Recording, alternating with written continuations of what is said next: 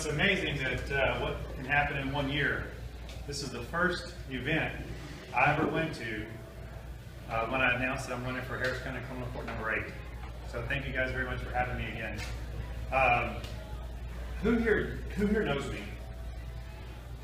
Okay, so a handful of people. So I'll give everybody that doesn't know me a little bit of rundown of what transpired. I'm from here in Texas. Most of my childhood, I grew up homeless and in foster care. Moved in with friends I met through the Salvation Army when I was 12 years old. I joined the Air Force and became a cop. Got out of the military, went into the art gallery business, which will take a lot longer than we have time to discuss. 27 years old, I had a partner inspired me to become a lawyer. I lost my gallery to him.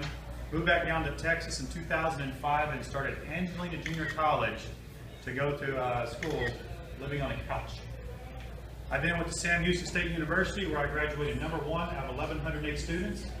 I then went to Thurgood Marshall School of Law, where I graduated magna cum laude. And I said, you know what? Well, I stopped there. Let's take it a step further. I went to U of H for my master's in tax law, because I hate tax that much. Now, I was going to go a different path, and I was going to go into the tax world. But I got an opportunity to work at the Harris County District Attorney's Office. And I tell you, I really had no intentions of working there. After I got to do a couple interviews with them and went to the most hostile interview I've ever been to, the next day they offered me the job. And I still wasn't sure. So I went down there and I watched one court, Judge Bull's court, Court 11, for about 2 hours. And I made the decision to go from a $160,000 a year career to $60,000. Why? It was the right choice for me because I trust my judgment. I can relate to almost everybody who walks through those doors. When I look out in the audience of people, most people see defendants. I see people. A lot of people make mistakes. Any one of you in here can have one drink, drive down the road, fail to maintain a single lane. I promise you, you are going to get arrested, especially if you drive through Jersey Village. Now, they'll go through their process. You see this over and over again. And as a prosecutor for 3.5 years, most prosecutors try maybe 10, 15 cases in that time. I managed to hit a total of 68 trials in 3 years. I'm a workhorse, folks. I don't know really much else about life other than work. To get to where I am, you have to work for it. Nobody is going to give you anything out there. I left the DA's office a 1.5 years ago in May. And I had a decision, go do my own thing or work for a defense attorney. I went to work for one of the bigger DWI guys in Harris County, and awesome career. And then something kind of came to my attention. We had a judge that was doing things that I disagreed with. When a judge steps out of his courtroom and into another courtroom to testify to get his best friend's daughter out of a DWI blood .22, and she walked not guilty, by the way. You have to maintain judicial independence at all times. It doesn't matter. You can't do favors for friends. You can't do favors for defense attorneys. You can't do favors for anybody. When you walk through those doors in a courtroom, that friendship stops there. It is counselor and your honor. It has to be that way. That's what makes our justice system unique, and we have got to maintain the integrity. I went through a very brutal primary against a 16-year incumbent. In the end, I won 71 to 29%, one of the largest landslides in Harris County history. Now, it takes me to where I'm going in November. I am now facing one of the only Democrat Socialist-backed candidates in Harris County. I want you to think about that for a minute and let that set in. Socialism doesn't work in an economic setting. Socialism is sure as hell not going to work in a justice setting. You guys are talking about money. I mean, that's one of the biggest concerns up here, flooding and money. When you enter into a system where you have someone that's willing to give everybody a free attorney, somebody's got to pay for that attorney. Or they're trying to do away with cash bonds. When that person doesn't go to court, who do you think is going to go have to round that person up? Your law enforcement. Who's paying for your law enforcement? You guys. And if nobody has a fear of going to jail because misdemeanors are just not important enough, what's the point of having misdemeanor? Why don't you just go make it a traffic court? Do you guys see the big issues coming down in November, and it's coming in a big way. I watched Vince Ryan talk about trying to match the public defender's office to the size of the Harris County District Attorney's office. In California, they have public defenders in every court, 3 of them. It's hard for an attorney in a capitalistic society like this in Harris County that's built their practice and crafted their abilities, and they're just amazing, to go in and compete against a free attorney, no fear of going to jail, and no cash bond to make sure you show up to court. And if you violate, still no cash bond and you're not going to jail. Do you see how we lose a lot of really good attorneys? A lot have come here from California because they can't even work there. That is what we're facing come November. Now, my policies are simple. Follow the law. Let the legislators do their business out in Austin. We don't legislate from the bench. I have zero interest of pushing a Republican platform from the bench. Keep politics outside. When somebody's running as a Democrat socialist, why would they openly run as a Democrat socialist? You could infer easily to use a justice bench to forward a socialistic platform. I have no interest in that. Be reasonable with your judgments. Be fair. Every case is unique and individual. Don't take the power away from the judges and their discretion. The reason you elect them is because you do trust them. There's a lot of amazing judges down there. And in 2016, a lot of amazing judges got swept out. And it was nothing that they did wrong. Now, we're at a turning point. You guys all have a choice. You can either lose Harris County for years to come, or you can go ahead and stand up and get every one of your friends to come out and make sure that everybody gets out to vote. Every Republican vote's going to have to count in November. This may not be a presidential year, but this is a year that you could lose the justice system to all 100% Democrat control, including a Democrat socialist. So folks, by keeping our justice system and protecting it, I want to create a way for us not to have to cost as much money to the court system. Let's be reasonable, look at every case. Some cases are appropriate for a PR bond, personal cognizance bond. There are some cases that, you're going to get a $5,000 bond. I want to make sure you got a bounty hunter that can bring you into court. You're a possible danger to society, to someone else, or to even yourself. Every case is unique. Look at them uniquely. Don't look at them in a vacuum. I've looked at things that have frustrated me as a judge, from the judge standpoint as a prosecutor, and now as a defense attorney, what frustrates me, I'm going to take all of that and put into one spot. All the forms, put on our website so the defense attorneys and the state have the ability to get to it without having to come to court to waste time and keep their clients there. People come to court, we'll say DWI, it's pretty common. They come to court 30 days, every 30 days they're taken away from their life. And you're innocent until proven guilty. That is a presumption that everybody gets.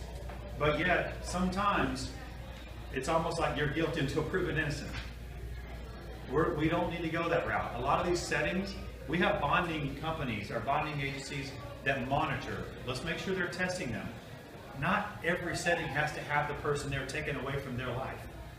Every other one maybe. Let's waive one of them. While the prosecutor and the defense attorney are getting evidence between one another, let's not disrupt their life, because I've had a lot of clients that were not guilty and the states were dismissed, but yet they spent months and months going to court, thousands of dollars. Let's be more efficient and more effective with our justice system. I'm the avenue that you take to do this.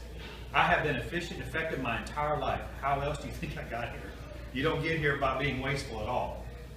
Let me take and show and use my court and show every judge this is how I think we can reduce our docket loads without reducing quality of justice, without pushing any political agenda from the bench, following the law. Be reasonable. That's what I offer to you. And my opponent is a Democrat socialist that you can go do your research. And I'm just going to ask you 2 questions. This is going to pretty much decide. And this is where a lot of people talk about, oh, I don't know that race, so you know what? I'm just not going to vote in that race. It's called an undervote. An undervote from a Republican is essentially a vote for a Democrat. A lot of people don't understand that. Like, I don't know that guy, so I'm just not going to vote. Well, guess what you just did? You just helped out the other guy. My opponent, and I'm not going off of any hearsay, tell you that I didn't against my former opponent. I went off of his actions, his own words, things that he provided, not even any hearsay. Again, same thing. I'm not going off of hearsay. My opponent used to work for the Public Defender's Office. He was fired for cheating on timesheets, which cheated the county out of money, and threatening and harassing women, co-workers, in a co-worker environment. Just think about that. A lot of abuse happens outside where nobody else can see.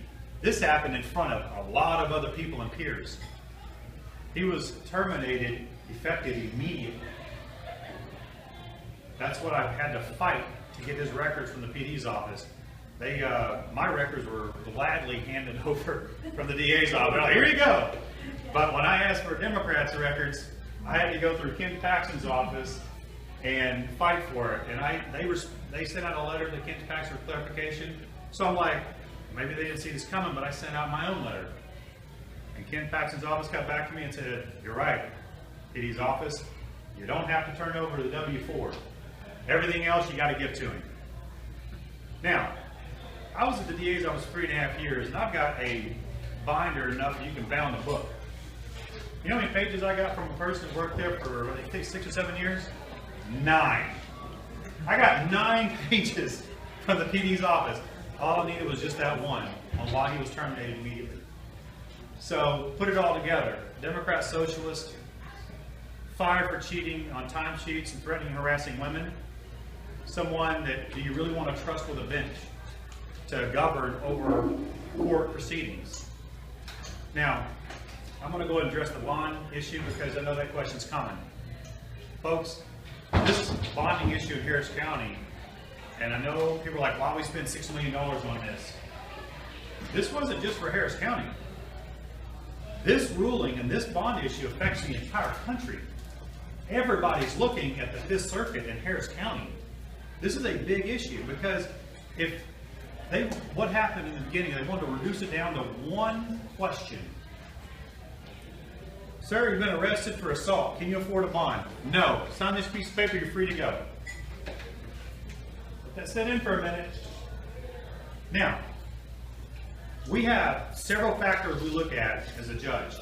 You look at the safety of the community, the safety of the victims, whether the person is going to show back up, their criminal history. There's a lot of things to look into, take into account.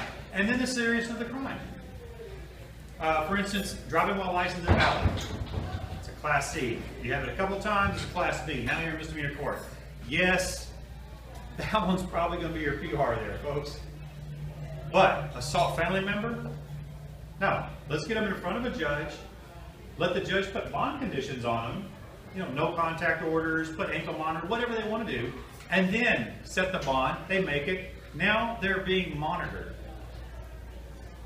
If you strip away everything to just that one question like they attempted to do, and they say, well, this is constitutional, this is constitutional, it's unconstitutional when you keep somebody if they can't afford.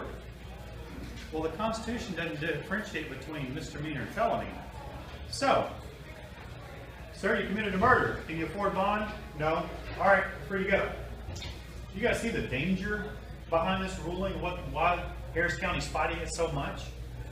And why should we put the burden on the law enforcement who's already understaffed all throughout the county, on them to go round up the 57% of people that have not shown to their court since all this stuff's gone on? We say it one more time. 57% of people that got arrested and get a PR bond have not shown up to their first court date. Whose job is it to go get them? Cops. That's right. So let's make sure we keep this, and they're fighting this very hard, so a lot of good things are coming. I'll wrap this up. You'll see Dave going, time is wrapping. Folks, important, November can't be any more important.